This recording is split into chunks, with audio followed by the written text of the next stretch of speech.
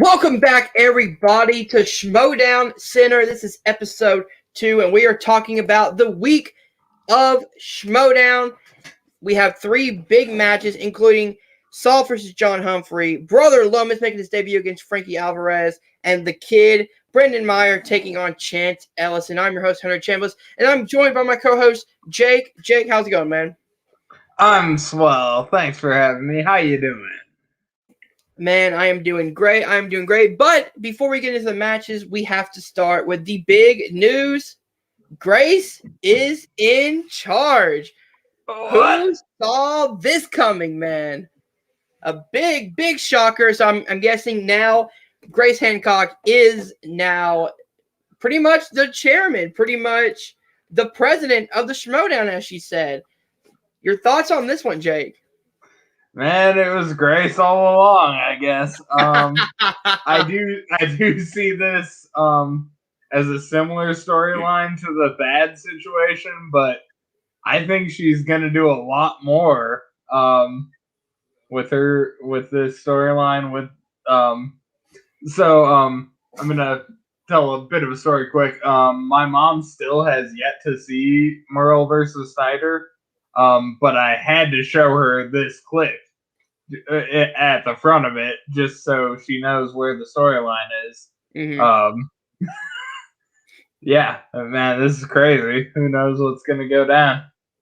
I love when the Schmoedown goes really story heavy, like lot pro wrestling style of like this is this exact same thing for all your wrestling fans as Shane McMahon buying WCW from under Vince's nose, and then you have a rivalry going on. That's exactly what I'm thinking of. So this is going to be interesting to see Christian and Grace going back and forth, and the fight for power, which is going to be very intriguing to watch over the next year. Yes. All right, guys. So let's go into the first match, which is in the inner Geekdom division. John Humphrey takes on Saul. So I will go ahead and break down the match real quick.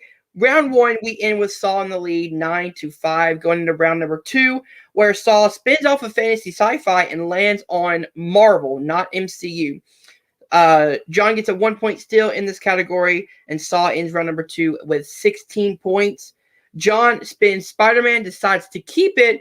Saul gets a 2-point steal and a 1-point steal, and Saul wins by knockout. 20-6 is the final score, which means a negative point for Corky Mercs. Sorry about that. And I believe they're the first faction to be at negative 1 point for the season, because the knockout does give you a -1 and a +1 to the winner. So, thoughts on this match, Jake? You are correct. My Mercs, that is my faction. Kevin Smith, Jesse Swift is my homie. I love Shazam. Koi, those are my people. So it hurts me heart to know that they are negative 1 point, but they're taking it in stride, and I believe they will pull back from it. But interesting match, because Saul played good but not great, and in my opinion, so it was a weird match. I think John just hit questions that he didn't know, and I felt that when I was playing it, because I think I know Spider-Man fairly well, but I miss those Spider-Man questions too. Mm-hmm. They just happen to be some tough Spidey questions. And that's kind of the thing about IG is, yes, they have specific categories now, but though going specific is usually something you want to stay away from when it comes to like Spider-Man, Batman, Superman, whatever, because the questions can go so deep. You want to pick stuff that has a good amount of broadness, because then the questions are going to be kind of lighter on your end. I mean, Saul spinning off of fantasy sci-fi is a good choice because he wasn't confident in the category, and he lands on Marvel, something that he seems to be really good in. Yeah. And Marvel has a high enough movie count, not counting the MCU, that the questions thrown at him are going to be, I mean, yeah, there are some hard ones in there, but not as hard as if you go something as specific as a Spider-Man, a Batman, a Superman, X-Men, whatever at that point. Yeah, I was kind of curious to see how they would do those new categories with the Batman, Superman, Spider-Man, X-Men. Like, I was kind of curious to see, and I thought they would go a little more shallow initially, but they went deep with those questions. Shout out PJ and the team, man. Yeah, those guys are awesome. I love the what did Norman bring as a Thanksgiving gift? Yep, I missed that one. Yep. Even with the multiple choice, I didn't hit it. I said turkey. I just watched the Spider-Man movies like a couple months ago. I watched Spidey 1 through 3 and Amazing 1 and 2, and I still miss that one. There were some really good questions in this match, and I love the new categories are now including stuff like Alien and Predator, which has a huge fan base and a whole ton of movies to be asked from. So I love the idea of adding new categories, making other categories very specific, character specific, like your X-Men, things like that. It gives us a great variety that we haven't got in the IG yet. Yeah, a cheeky thing I sort of stole from this match or previously. The Lion, the Witch, and the Wardrobe question. There was a meme going around, like something about it was some meme about post something, and Chandler had responded Prince Caspian. So I figured that Chronicles of Narnia would be in the Inner Geekdom, and it did come around back. So yeah, so Chandler sort of gave me insight a few months ago as to what a new category would be, or what would be in a new category at any rate. Yeah. So yeah, definitely tough loss for John, but he seems to be one of those competitors that takes a loss in stride. Like it's not going to affect him as much as it affects other people. And that's not to say that he doesn't care about this league. He does. He's somebody that doesn't allow losing to affect him as much as it does other people. I totally agree. Greg and John are awesome. So. Oh yeah. All right. So with that, we will go into the second match. And this is the one I feel like we can spend a lot of time just talking about this opening credit scene.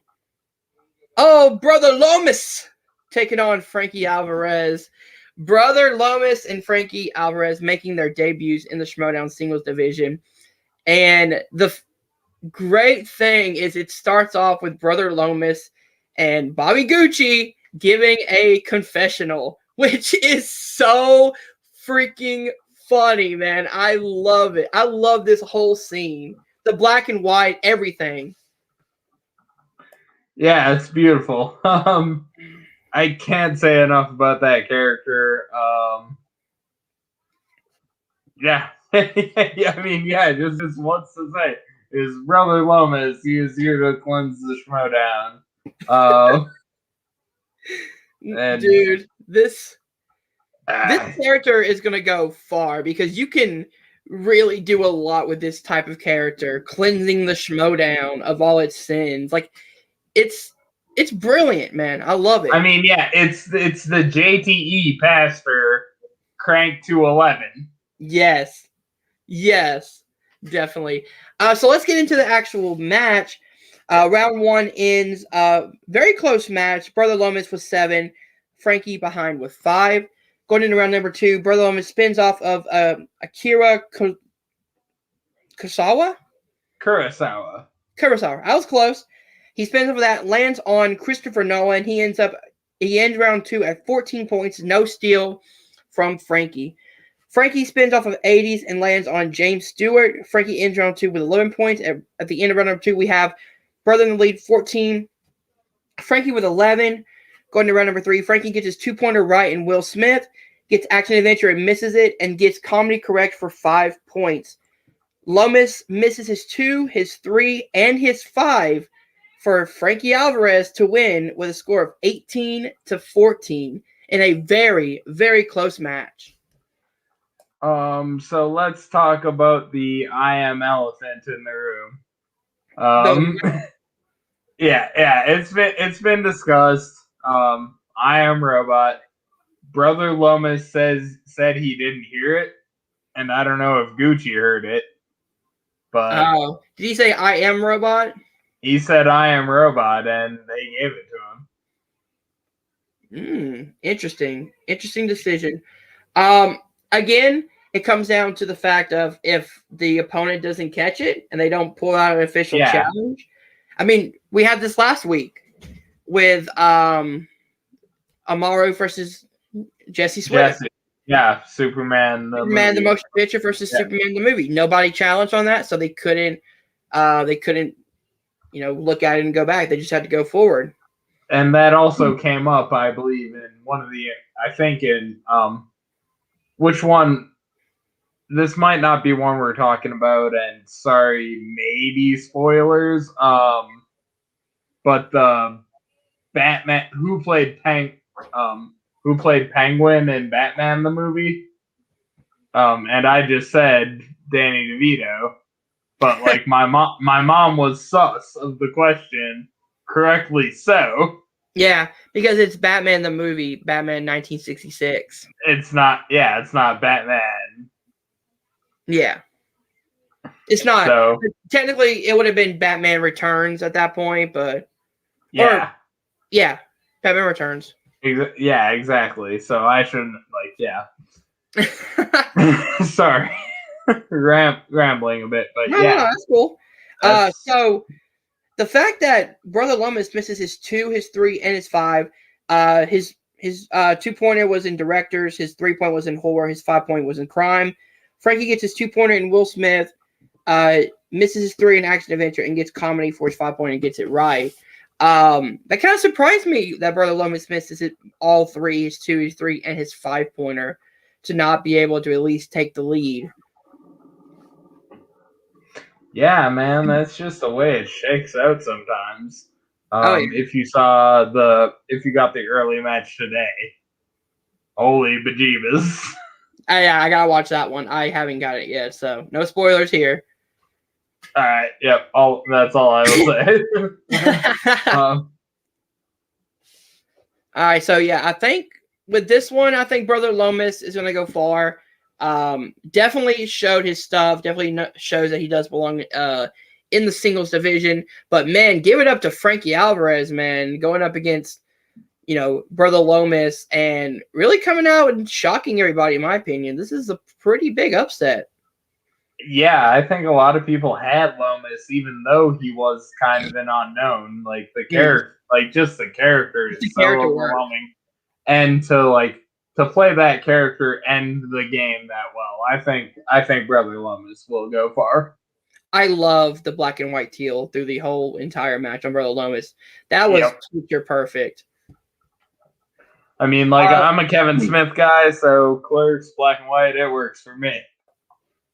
There we go. All right, guys. So let's move on to our final topic of our final match of the night. Chance Ellison taking on the Kid, Brendan Meyer.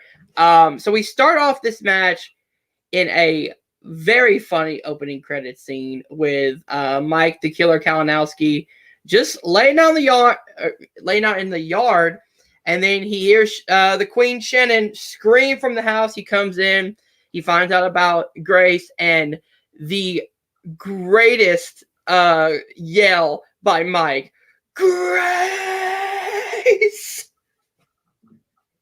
So good. And it's such a slow build, too. The camera pans to his face in a very slow-mo, eccentric way, and then he just has his eye pop, and he just, Grace! Yeah, just the realization, when Shannon hits him, what would I do right now? And he's like, oh! Yeah, he puts 2 and 2 together. Yeah, it's man, I love those guys. I love everybody, but I love those guys. And like, Dude, I'm not a corruption dude, but I am a corruption fan. Not gonna lie, man. All right, so it's all good. let's get into the actual match. Round one, the kid ends up in the lead 7-6 going to round number 2. Chance spins Planet of the Apes and decides to keep it. And Chance goes perfect with the end of round number 2 of 14 points. Brendan spins spinner's choice, picks Oscars, missed one question. Chance cannot get the steal and ends round 2 with 13-14 with Chance in the lead. Round number 3, Brendan gets his 2-pointer right in crime. Chance gets his 2-pointer in comedy. Brendan misses his 3-pointer in the 80s, which was how many Rocky movies were released in the 1980s. He says 3. It was 2. I definitely want to talk about that. Go on. Brandon gets his 5-pointer correct in the category of Tom Cruise. Chance gets his 3-pointer in directors and gets his 5-pointer in Brad Pitt. Final score 24-20 with Chance getting the victory over the kid. And my Mercs needed that win. Like, they gotta get out of that hole, man. But it's all good. Let's go to that Rocky question because it is such a good question. It is such a good question. Because you have 2 in 79 and 5 in 90. Mm-hmm. And it's been, like, I believe someone talked about it. It might have been Brad or something like Brad and Frank or someone. But it's because if you're off 1 year, you do not, on either side, you do not have that question. God, PJ, whoever wrote that question, Jeff's kiss. It's so good. It's such a good question. And again, we keep talking about this, but you got to give the question writers so much credit for this season. Their question writing has been so much on point lately. So good. And it seems like they're getting more of a groove going. Like, they know, I mean, it's season 8. They know what they're doing at this point. They're seasoned. PJ is seasoned at this. But the fact that he can keep coming up with very unique questions in 8 seasons is very impressive. Yeah, it's awesome. I'm so grateful for the writers and the team. Trust me, as someone who is the question writer in his own league, that is not an easy job. Yeah, I can't imagine. Like I can come up with 5 or so Inner Geekdom questions to throw at someone, but to write dozens a day every day is beyond what I can fathom. So shout out to you and every question writer for every league ever. You know what? I'm gonna give it up to our own Jeremy Adams, who is also doing a great job over there at the Schmoedown writing team. A huge legend here in the fan league. So mad respect to him. Mad respect to PJ. But let's kind of talk about this match real quick. Yeah. Sorry. This is a battle of kind of the young, like not the new players, but people who are still very, very young going at it. And the level of knowledge in this game is super impressive.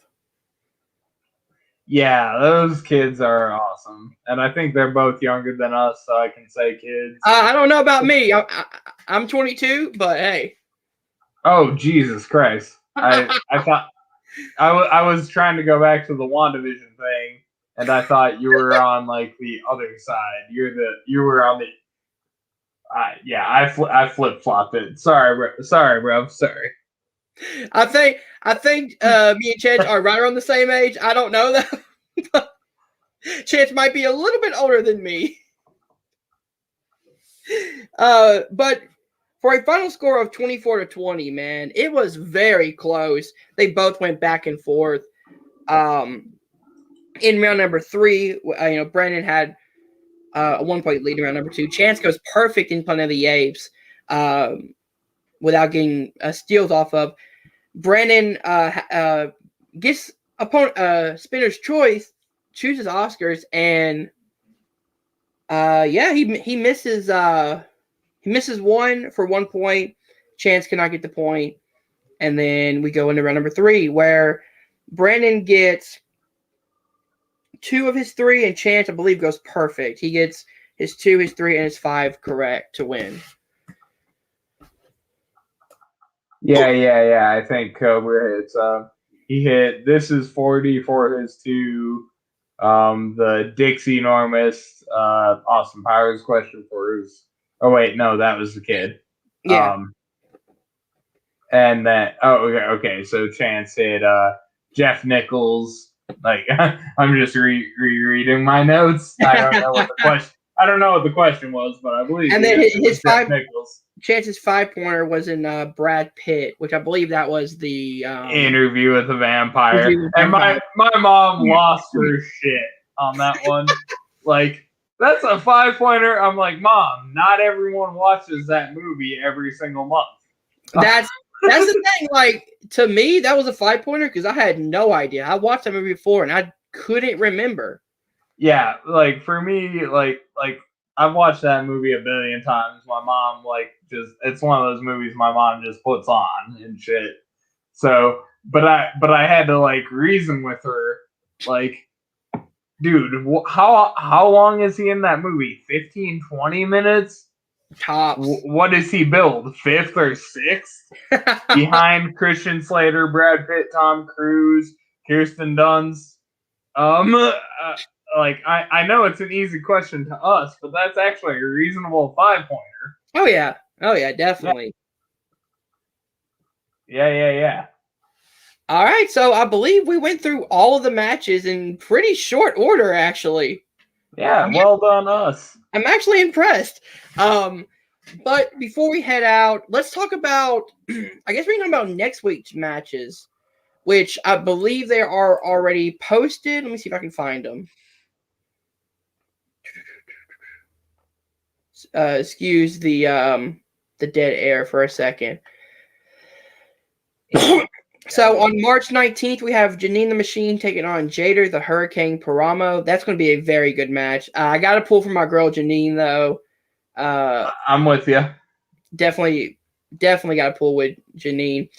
We have Brandon Hanna taking on Eric the Z-Man Zipper. So that's going to be a very good match. I'm not sure when that one is coming out. I think that's Wednesday's match, I believe. Wednesday's match. And then I believe we should have one more, but I'm not sure where it's posted on here. Okay, one sec. Let me see what I can pull up on my end here. Gotta love the unpreparedness of us at this point. Beautiful thing. We'll get better next week, I promise. Alrighty, so Wednesday, Brandon Hanna versus Eric Zipper in the Inner Geekdom. Thursday, March 18th, Lacey Gillerin versus Gold Leader in Star Wars. Ooh, okay. And then Friday, March 19th, we have 3 matches. 3, ladies and gentlemen. 3 matches. We got Janine the Machine versus Jade Paramo, as previously mentioned. And then if you are the $10 Patreon or you want to buy tickets, we got Alex Damon. The throwdown.